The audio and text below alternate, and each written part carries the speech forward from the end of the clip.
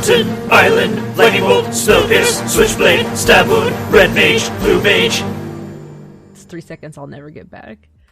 Alright. Take it away, Kenny. We've done this in forever.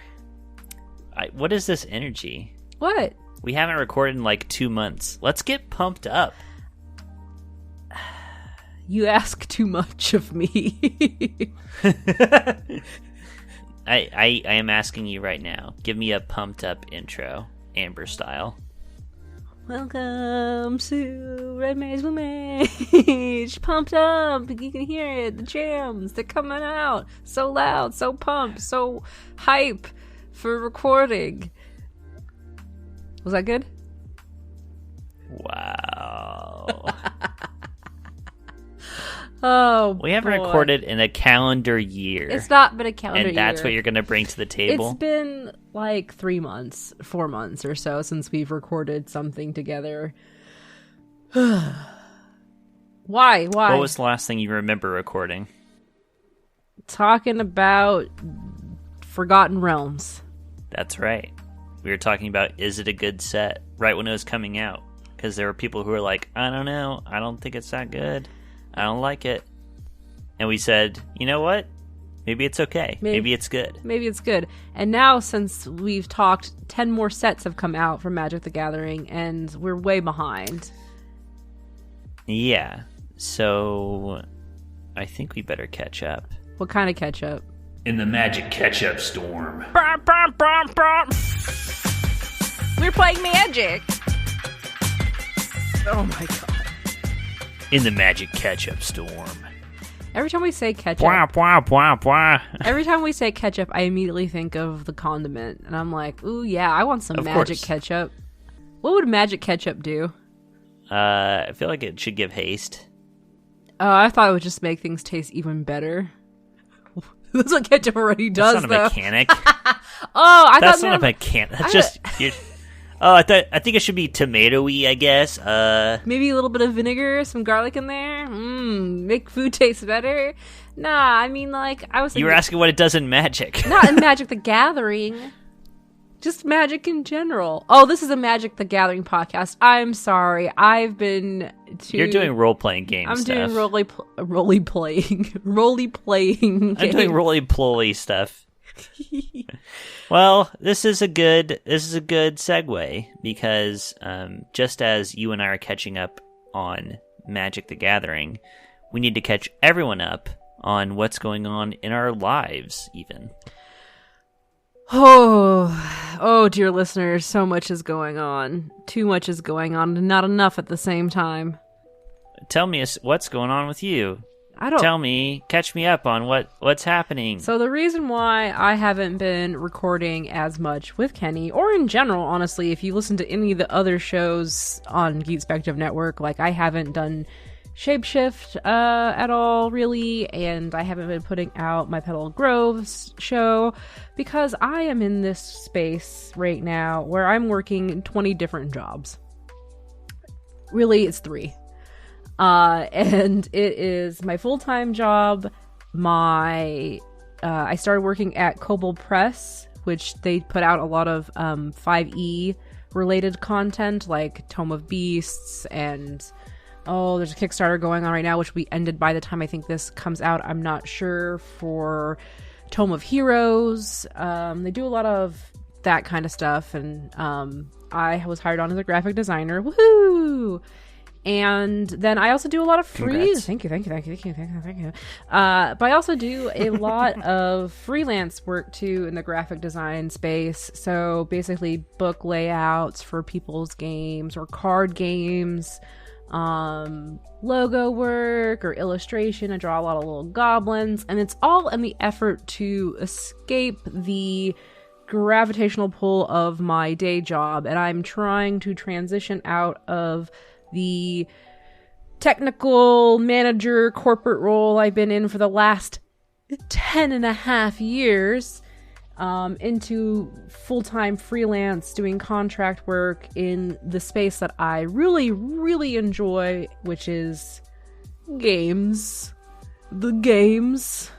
Specifically of the tabletop variety, which is role-playing games of all sorts, plus things like, board games and Magic the Gathering, of course. So all of my energy, effort has been put into escaping that, which leaves very little room for me to be enthused or excited or in general about recording podcasts and stuff. And the one podcast I've been able to put any sort of focus into is Tabletop Babble, which is another show on the Geek Expected Network where I host, and also sometimes Kenny co-hosts as well.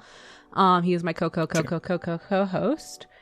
And yeah, that's what I've been up to, and it's been a lot. Like I've been doing enamel pin Kickstarters. I've been drawing a lot of goblins. I have so many goblins. I'm also doing commissions, art commissions. If you want me to draw a goblin for you, I'll do that. And that's all at my Twitter at Rocket Orca. So yeah, that's all I've been doing, Kenny. And you know this because you hear it pretty much all of the time. I do. But yeah, go check out at Rocket Orca. All of Amber's various projects are there. Kickstarters, commissions.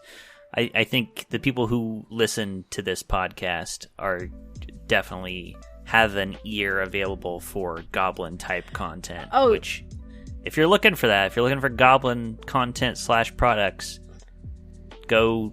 If you're not already following Amber, you need to immediately. I mean, go to rocketorca.com. That's my website. You can find links to everything there. And also, if you want to hire me for something that's graphic design related. Is your Kickstarter on there? No. Huh. I see Amber thinking how she needs to put that on there. Yeah. I was like, oh shit, I should probably put that up there. But yeah, that's all my effort and energy has been in that. So I really haven't been doing much else than working, really, truly. Yep. Trying to escape corporate hell and do your own thing. Which people have heard me talk about. Sure. A bit on this show, but not in depth. But, not to get too deep, but it's definitely been very demoralizing in the last 5-6 months, working in a company that is confused about what they are doing, to say the least. Yeah. Yep, so that's me. And Kenny, what have you been doing? I've been moving myself and all my possessions. Wee. Why's that, Kenny? Why did you have to move? I don't think I really talked about my own personal life a lot on this show. No. I think I've said that I am a teacher. Yes. I teach at a 2-year college. That's true. I moved far away from where I was born and raised. I'm very close to my family, and I moved far away to get a job, which I like my job, but as soon as I moved, I was wanting in the back of my head at some point to move back closer to home, closer to my family, closer to my friends, closer to Amber, if you can believe that. What? Ew, gross. Why are you so close to me now? Because I like you, believe it or not. Wow. And I'd like to be closer to you. Friendship is magic. Kenny's face right now. Oh my god. Yeah, so something came up in my personal life. I rent at my previous location, and I have lived at that place for 6 years. I liked the place that I lived. And then a few months ago, my landlord texted me and said, "Hey, just FYI, I'm moving my parents into your unit. You got to get the fuck out of here in 2 months." To be fair, everybody, his landlord texted to say, "Can I give you a call first?" And Kenny, being the old man he said, is, "No, I'm busy." And that then is not what I said. Texted. What did you say? That is not... Do you want verbatim? Because I can give you verbatim. Whatever. Just tell me what you remember. Here's what it was. I was hanging out with my friends. I got a text from my landlord that said, "Hey, can I call you to talk about something?" I said, "Sure, what is this about?" I got a text back, "Can I call you right now?" I said, "What is this about?" And then I got a text that said, "I didn't want to do this over text. I'm moving my parents into your unit. You have 2 months to get out of your apartment. Okay. That sounds more accurate. And reasonable. I just like, what are you talking about? What is this emergency? Yeah, is my house on fire? My landlord waited until the legal limit of when he could tell me that he wanted me out of the apartment. Which is 2 months, isn't it? So, yes. So that was disconcerting. But it's kind of turned into something very positive, I'm hoping, which is, it's positive already. Moving closer to family, closer to friends, closer to everybody that I care about. And it's already been really nice being close to all the people that I love. And who was the genius who said, hey, this sounds like a good opportunity to just do what you've wanted to do for years and years and years now? Samber, have you been playing Jumpstart? Wow, what a jerk. He did say yes, it was your idea. It was. I was just like, hey, it sounds like a good time for you to just do that thing that you wanted to do. And honestly, I think it's that kind of way for me with my job right now too. It's like, I just gotta go. Like, I can't, why am I hanging on like a freaking, I don't know, what hangs on to something? Polyp. A barnacle? What? I'm a barnacle on a sinking ship. No, I gotta be able to pry myself off of the ship. This analogy metaphor is falling apart as I talk, so I'll just stop. I know what you're saying, though. Like, inertia is a thing that exists, where it's like, it's easy to keep doing the thing that you're doing that is comfortable. I mean, I'm not even comfortable anymore. I'll just say that. Like, I'm becoming a miserable person. But the phrase you always use is the devil you know. Yeah, it is the devil you know, because I can kind of manage this stress, but I don't know if I'll be able to manage the other stress. And you're familiar with it. But at least... Right.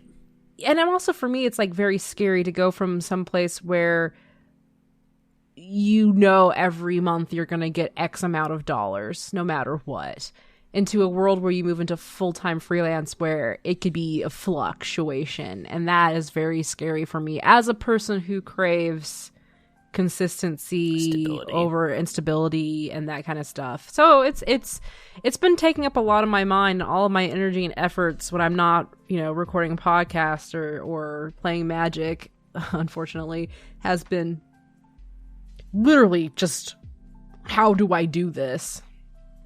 So that's life. And that's life.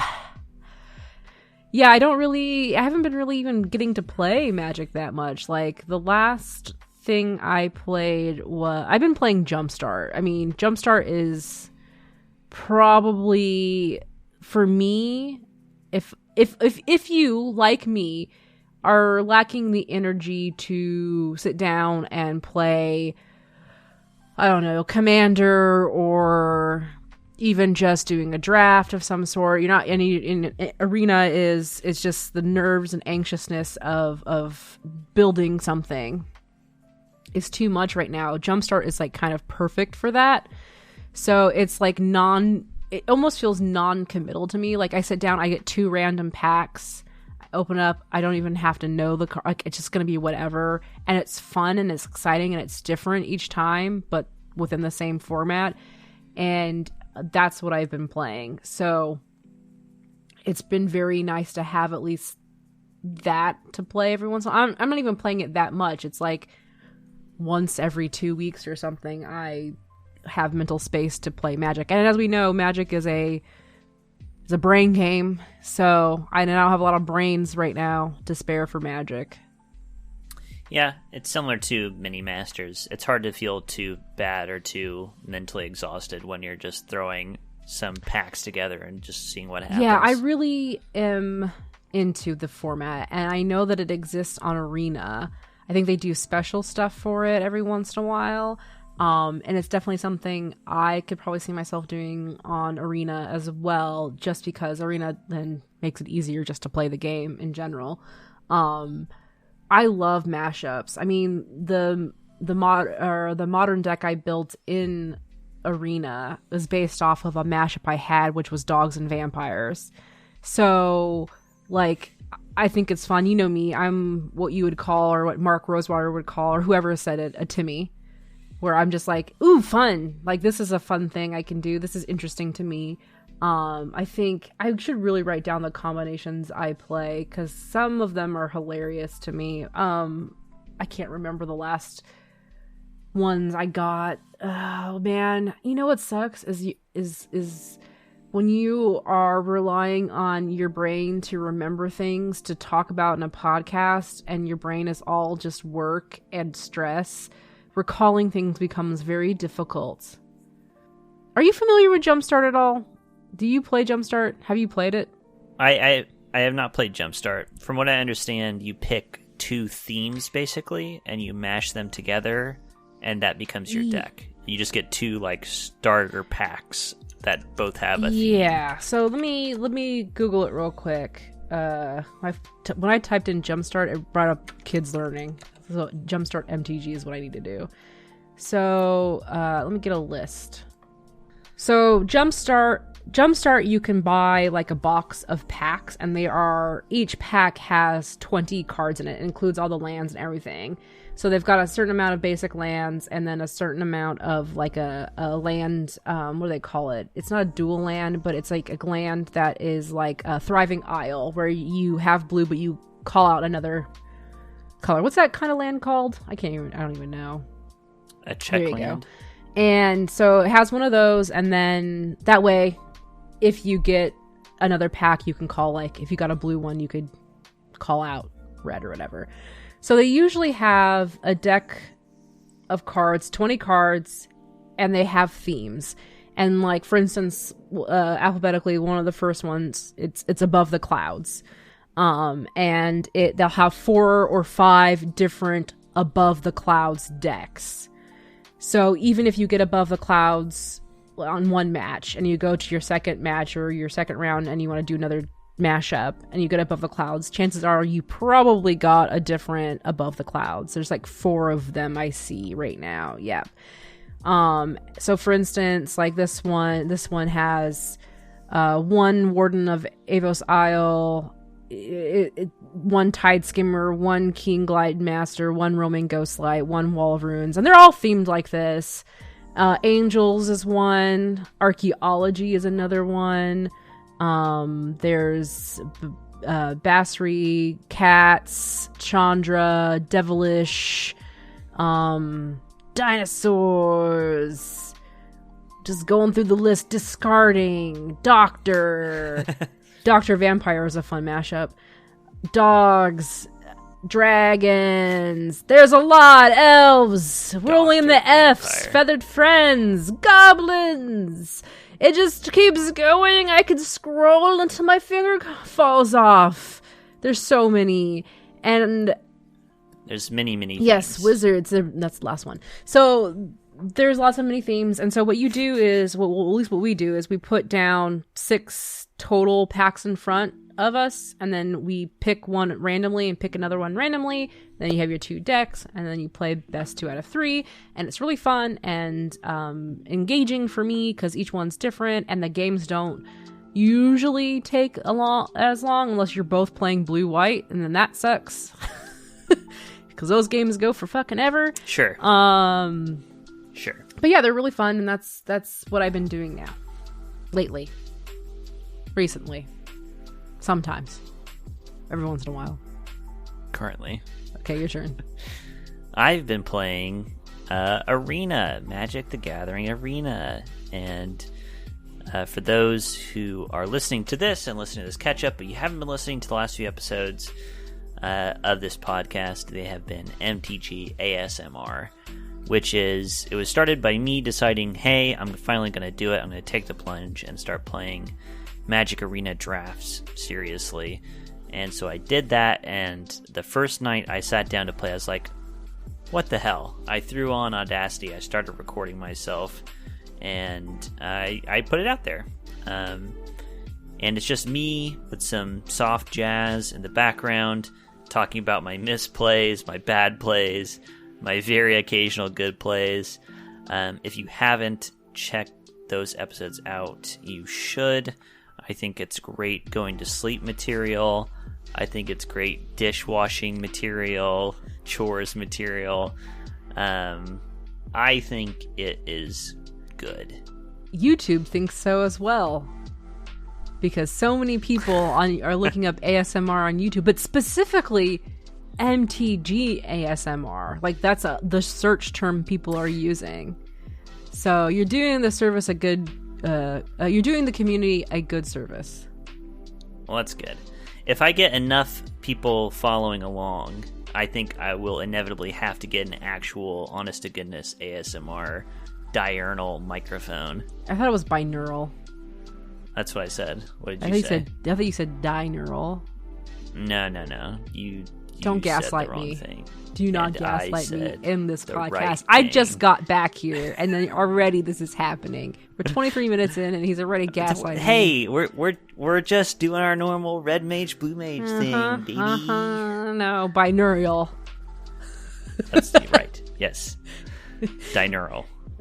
Okay, whatever. Which I think is the opposite of nocturnal. I don't know. You got your night mic, you got your day mic, you got your mono mic, you got your binaural mic. You got mics for everything. Mics for all occasions. Anyway, if I get enough support, I'll get the microphone, I'll get feathers and tappers and scrapers and all sorts. Support me! How? Tell me that you like MTG ASMR. ASMR. How do they do that? Honestly, what I would like is for people, if you are enjoying MTG ASMR and you want more, it's the cliche thing you've heard a million times, just let me know. Comment on the YouTube videos, YouTube Geekspective, or just tweet at me, or at Amber and I collectively. I'm at Wolfmere. We are at RedBlueMTG, but just let me know that you enjoy it, and that tells me, oh, wow, people want this. People want more of this kind of content. And that goes for everything. Like, when we hear people say, that's good, we like that. I mean, that's good encouragement. If more people were saying, we miss Amber, where did Amber go? I like hearing her stumble and drool over her words. Bring that person back. I don't know, maybe I would have returned faster or not. I don't know. Probably not. I've been really busy. You're talking about gaslighting. What do you mean? What do you mean gaslighting? Who by gaslighting right now? If people would say they like me and miss me, then maybe I would come back. I don't know.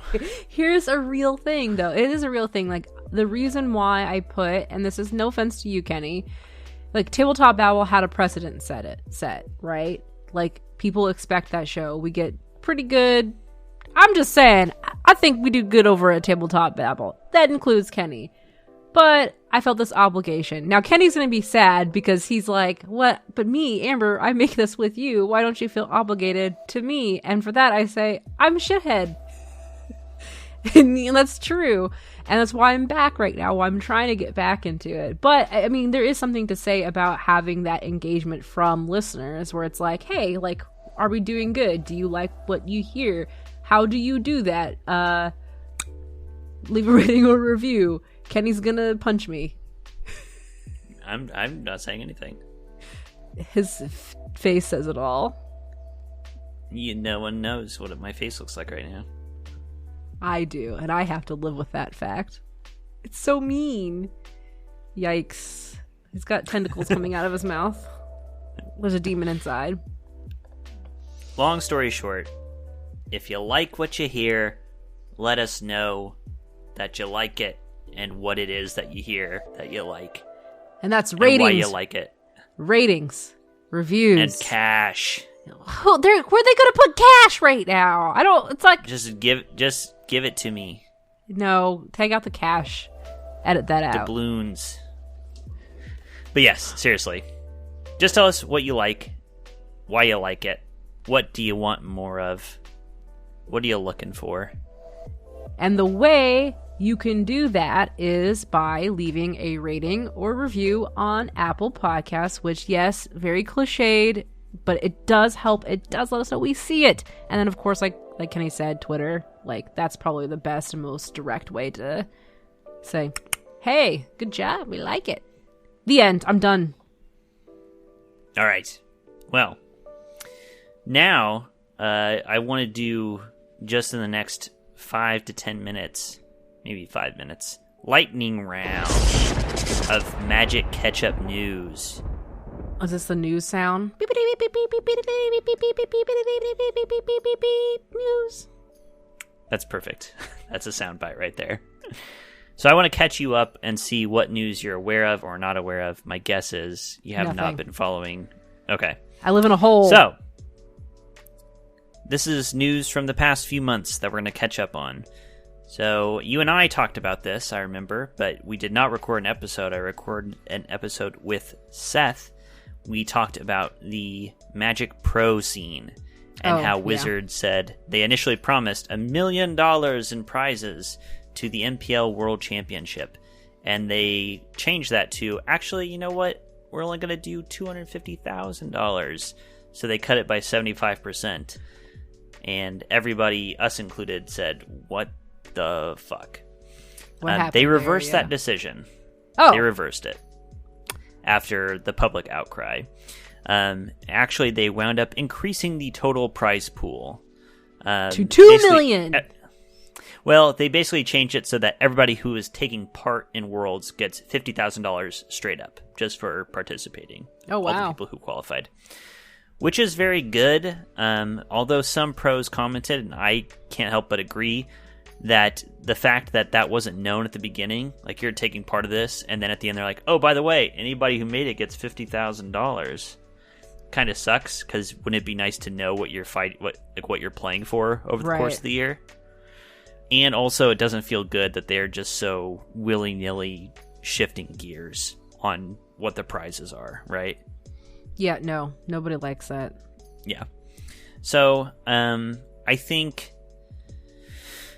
I mean, it's still bad overall. It doesn't look good. I'm glad. Wizards does seem to do a good job of listening to feedback. Like, they make bad moves. They make bad maneuvers frequently. But when people make a stink about it, they're pretty quick to say, yeah, that was a bad idea. And you know what?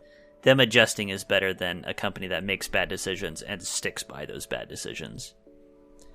So I have to say that's good. It's good that they reinstated the money. It's good they increased the money, but it would be better if they just stuck to what they said originally. Yeah.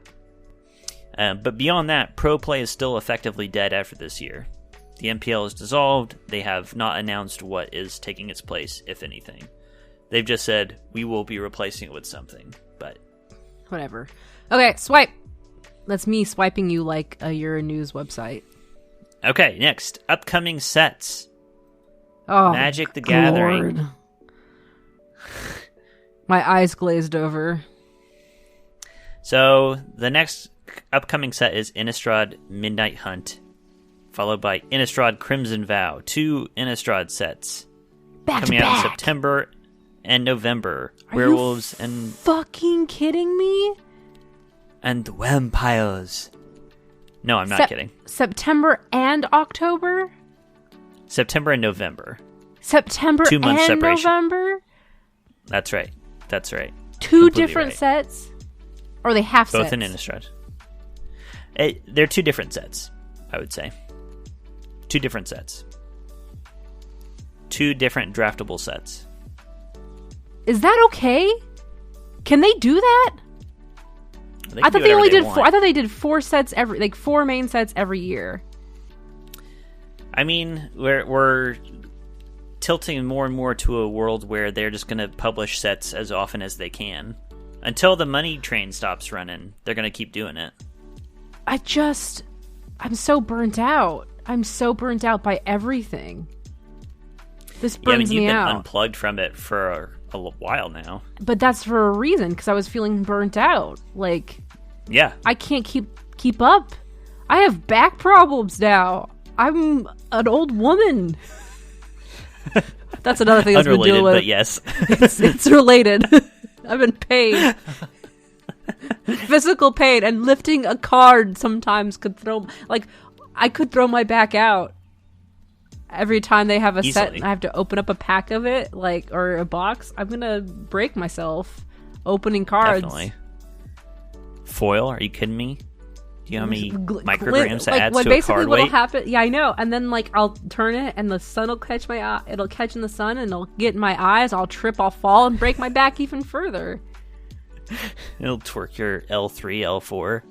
My L5, more like.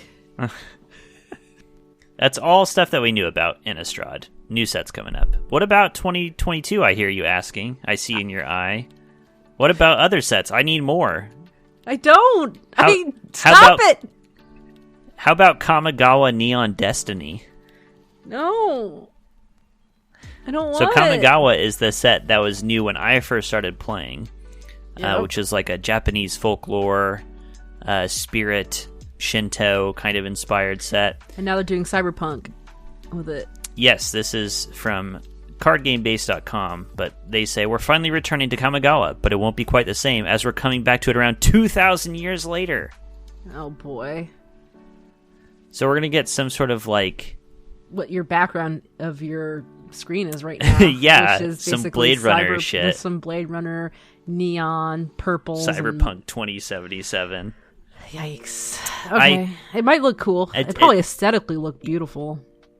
I'll be interested in what it's like. It's really like straining my Magic sensibilities, but that's kind of the theme of a lot that we're going to see. Well, if you don't like that, how about Streets of New Capena? What is that? New Capena is a modern fantasy noir set. This is, again, quoting from cardgamebase.com. There are 5 families, each centered in 3 colors. Each family has its own mechanic, and different species appear in different families. Angels built the city of Capena, but during our visit, it's already run by demon crime families. The plane also has a special meaning to Elspeth, so it's like a noir, fantasy noir, which that actually sounds pretty cool to me. I'm okay. This is room for little goblin mobsters. Yes, all right, and there that you could go. be a thing. Okay, they better be freaking goblins coming out my ass. All right. I'll tell you where I think we will see goblins. Dominaria United. So we're going back to Dominaria. And they say on this website, again, it makes sense since this is the 30th anniversary of Magic the Gathering next year. So it makes sense to return to where it all began. And speaking of where it all began, something I think you will hate, a set called The Brothers' War, which is about Urza and his brother Mishra. Which I think, I won't, not about the Brothers' War specifically, but I do think it is cool to go back to some of the lore from early on in the game and make sets about it. I think that's a cool way to do nostalgia. Because so far with like these old characters, we've like done like, they appear in like Commander sets and they appear in all these kind of flashback things, but it sounds cool to me to go back and actually just do a proper, this is what the world was like, here are cards from that era.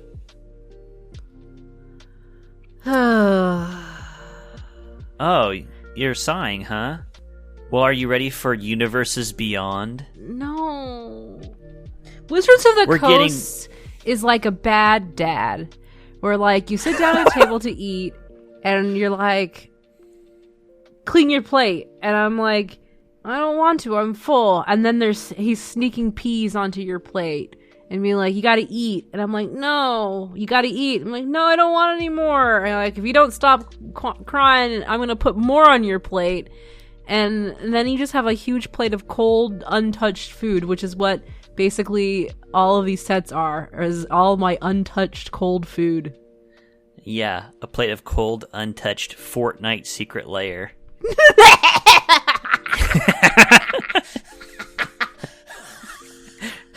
Is that real? That is a real thing that is coming to Magic the Gathering. Kill me now, please. Oh, you like that? How about Street Fighter's secret lair? No, I don't care about it. Fortnite secret lair.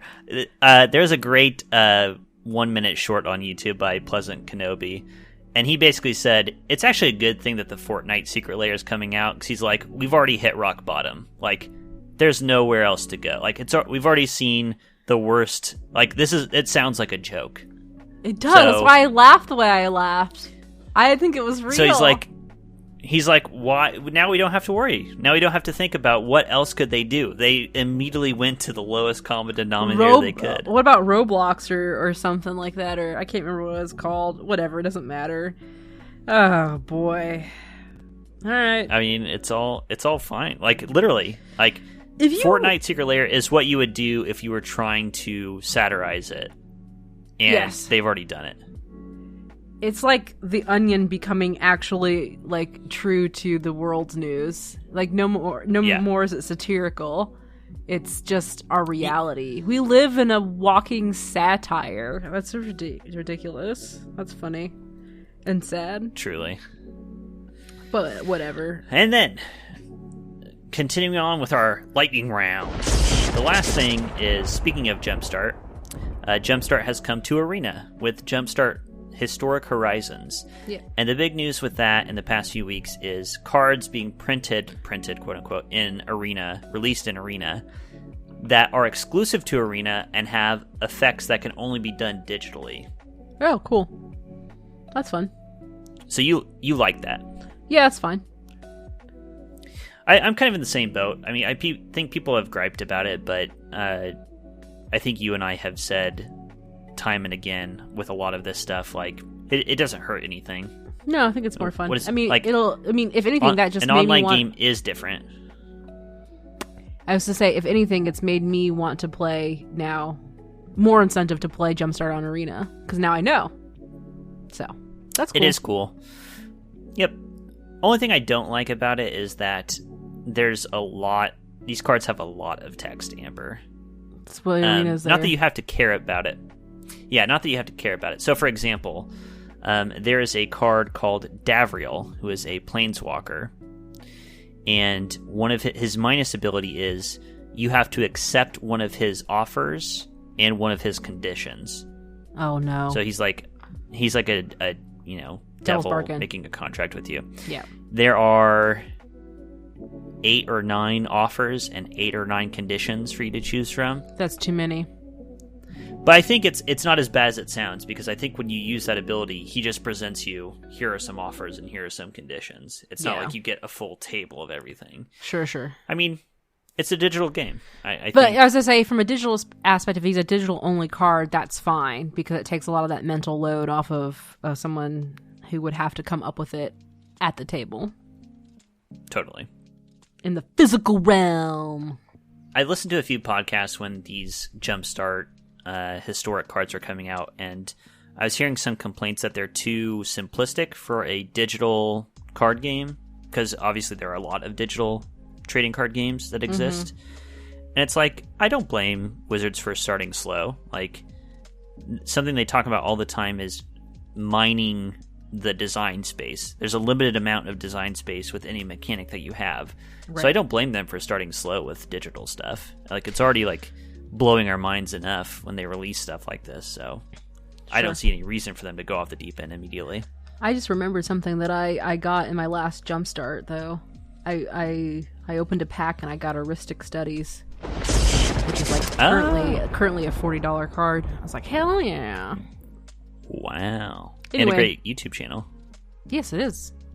I really liked the newest one about Asmar the long and name one. The design space of names. Yeah, that was really good. Nice. Swipe. And then I guess the last news thing is related to everything we've been talking about already. When Jumpstart Historic came out and Innistrad Midnight Hunt started coming out, both those spoilers came out like within a week of each other.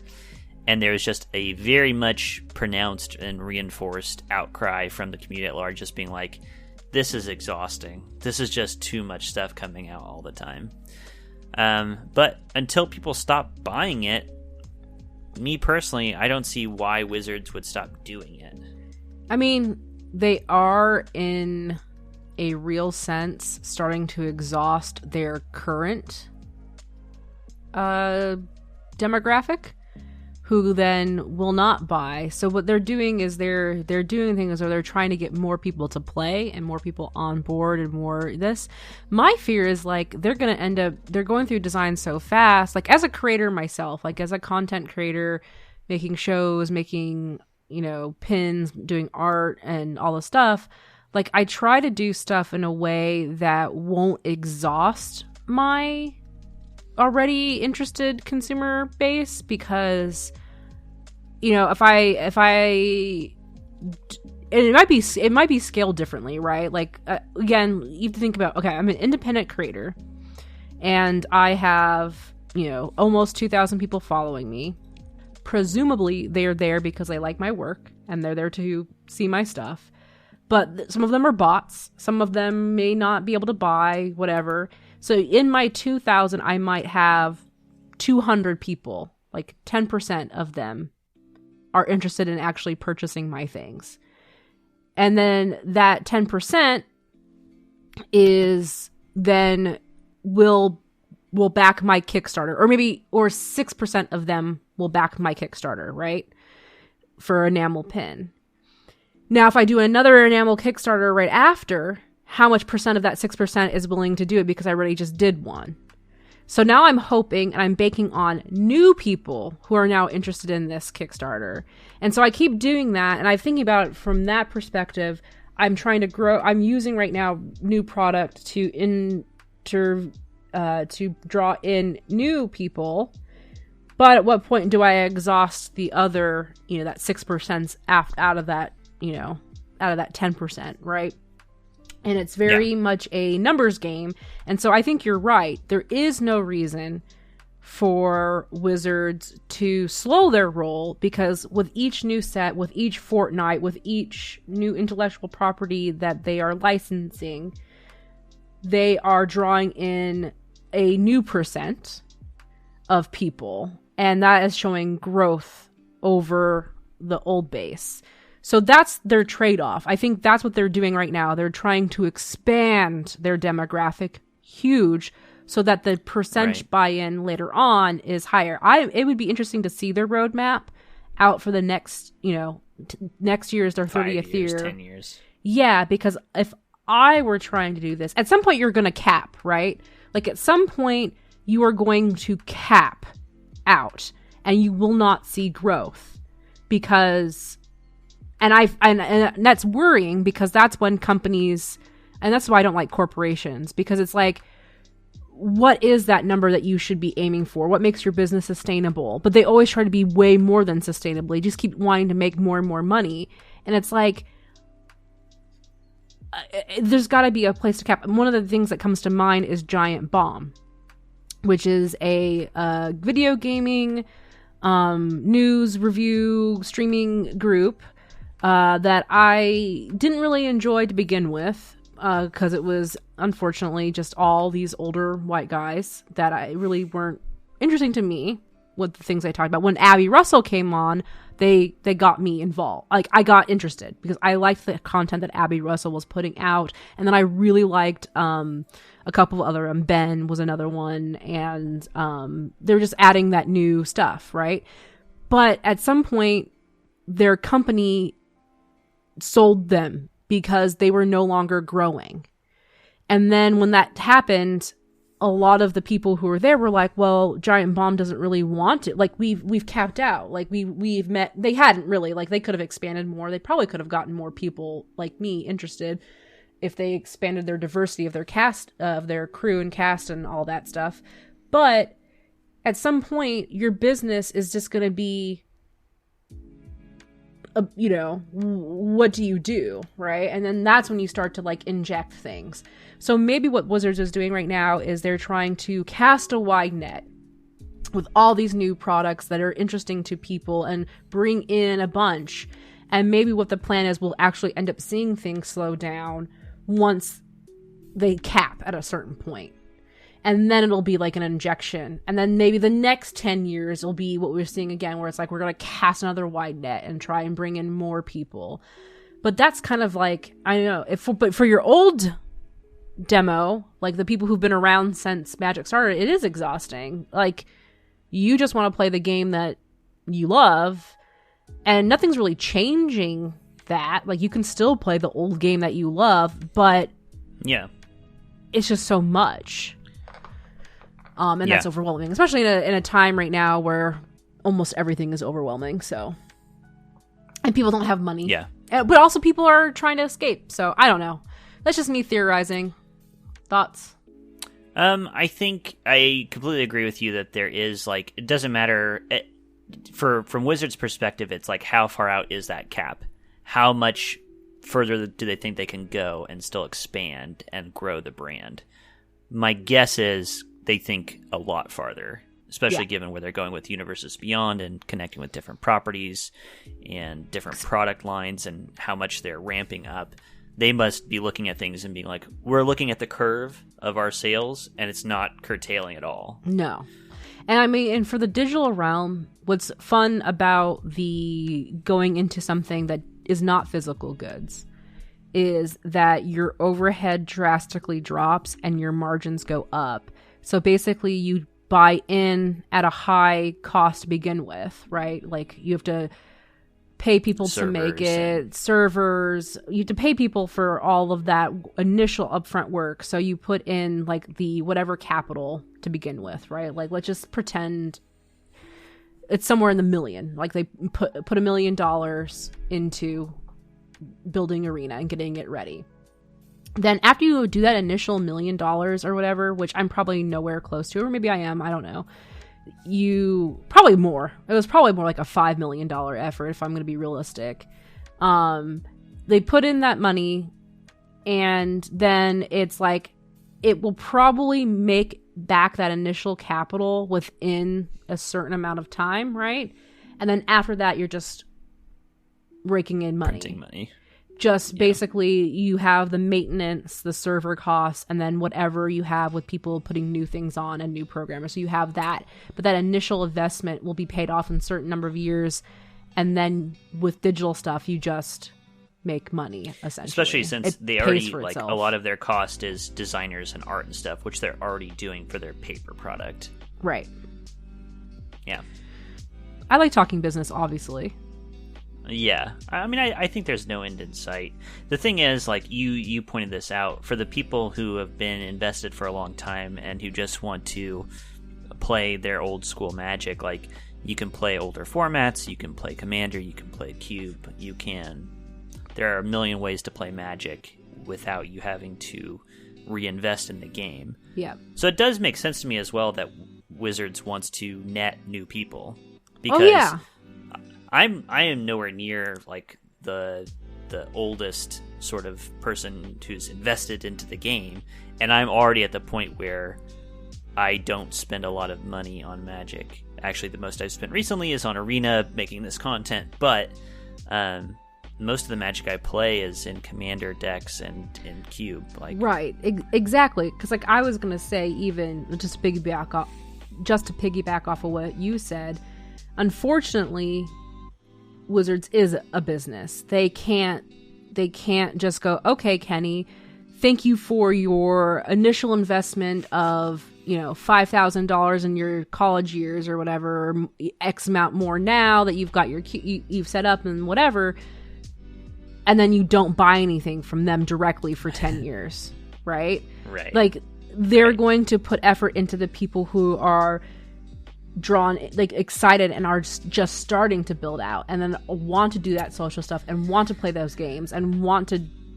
go into pro. So of course they're going to do that. So to me, I'll never look at them and go, oh, think for some reason that they don't care about me, because they don't, but they do. If that makes sense. I mean, there are things.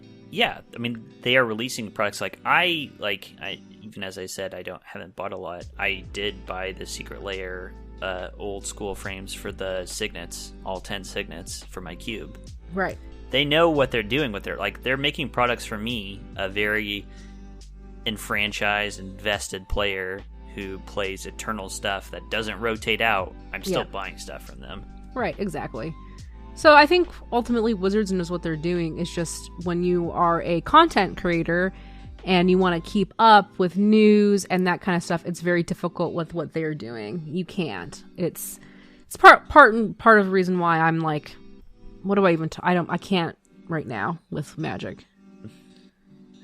Well, I think that's a good sign for us to move back to some of the old stuff we used to do and talk more about flavor and stories and stuff. Yeah. and less about the news, because the news will never stop. There are podcasts that do a news episode every week, and it's not enough to keep up with the news that's coming out. Yeah. No, there will be changes coming to Red Mage, Blue Mage. Kenny and I have to figure that out offline. What do you say whoa for? You didn't realize there's going to be changes? Holy shit. New management. Yeah, I'm coming in. We got new ideas. I'm going to put wallpaper up here. We're going to put a little cafe over there. I think the youths would really like if we brought in a pinball or arcade machine. The youths. Or the fellow olds. youths. The olds would like the pinball machine. The youths would like the VR headsets. We're going to shake it up and You want make your it Fortnite cool. Secret Lair VR? Hell yeah. Get me in there. Second Life, am I right? I want to live as a hot dog man in a costume and dab all day while I tap I wanna be a mana and dirigible. cast a goblin who's also wearing a hot dog costume and dabbing. It's the little me! Let's bump ornithopters. I want to actually physically feel what it's like to get hit by a mere battle sphere. Holy shit. Die. Grab my If spear. I die in the game, Kenny, do I die in real life?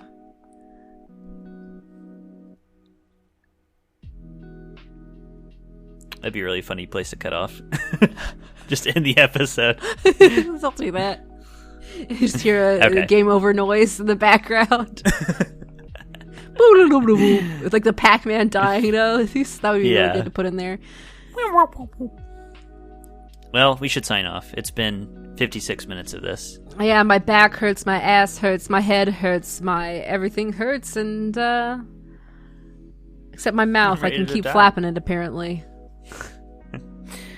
All right, well, we've plugged enough stuff. People already know where to find us. Give us the new segment, new management. Give us the magical word of wisdom for the day. And that'll sign us off. There's a lot of pressure. And all I could think of was, keep your butts clean. See you next time, everybody.